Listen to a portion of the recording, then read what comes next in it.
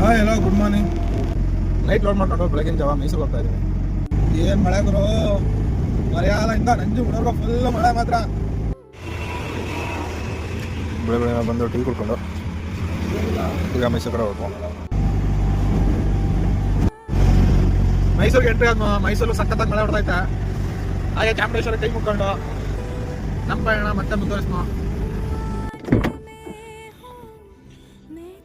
ಬೆಳಗ್ಗೆನೆ ಸ್ಪಾಟ್ ಗಾಡಿ ಹಾಕ್ಬಿಟ್ಟು ತಿಂಡಿ ತಿನ್ನೋಕೆ ಹೋಗ್ತಾ ಇದ್ದೀವಿ.